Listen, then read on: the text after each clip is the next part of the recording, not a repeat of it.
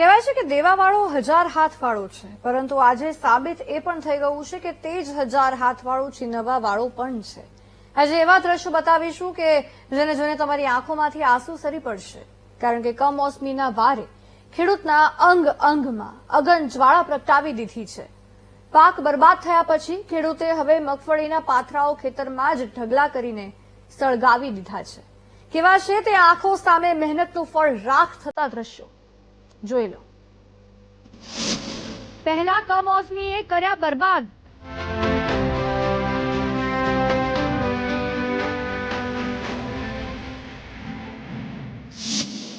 હવે આંખો સામે મહેનત થઈ રાખ।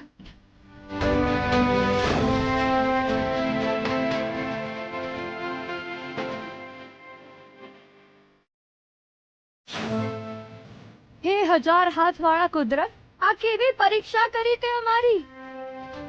જે ધરતી સાથે જોડાયેલા છે તેને તે ધડ મૂળથી બરબાદ કરી નાખ્યા।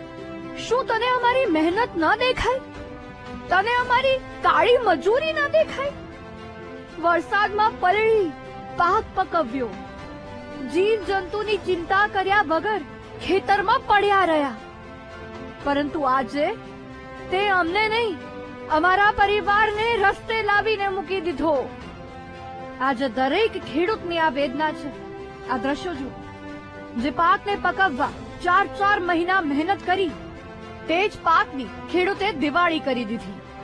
ખેતરમાં જ પલળીને ખરાબ થઈ ગયેલા મગફળીના પાકને ખેડૂતે સળગાવી દીધો, કારણ કે નુકસાની પછી એક પણ પૈસાની આવક થાય તેમ ન હતી। તેવામાં બહાર કાઢવાનો ખર્ચ પણ પોસાય તેમ નહોતો, જેથી સાવરકુંડલાના શાંતિનગર ગામના ખેડૂતે ખેતરમાં જ મગફળીના પાથરા સળગાવી દીધા। બીટીવી ન્યૂઝે ખેતર સુધી જઈને ખેડૂતની આ વેદના જોઈ અને તેમની સાથે વાત કરવાનો પ્રયાસ કર્યો। ખેડૂતને 100% નુકસાની છે।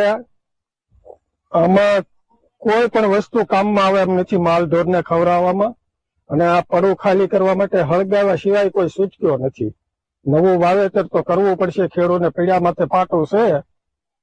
હવે એ આજે સરકારને સારું લાગે એમ કરે, બીજું તો શું કરીએ આપણે।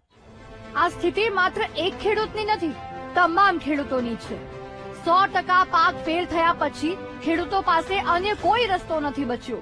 અત્યારે અતિવૃષ્ટિ થઈ તો આ બધી સિંગ બગડી છે અને કઈ મળે એમ છે નહીં, તો બાળી નાખવા સિવાય કોઈ ઉત્સાહ નથી। આની ઉપર કેટલી મજૂરી લાગી છે, કેટલો ખર્ચો લાગ્યો છે, હજી આની ઉપર ખર્ચો લગાડવાથી કઈ મળે એવું છે નહીં, એટલે અળગાવી નાખવાનો અમારે વારો આવ્યો છે। ખેડૂતની આ વેદના ખેડૂત જ સારી રીતે જાણી શકે, છતાં દ્રશ્યો જોઈને દરેક વ્યક્તિને ખેડૂતોની સ્થિતિનો અંદાજ આવી ગયો હશે। તેવામાં સંવેદનશીલ સરકાર સહાય ક્યારે જાહેર કરે છે અને કેટલા પ્રમાણમાં કરે છે તે જોવું રહ્યું। Dilip Jiruka, BTV news, Amreli.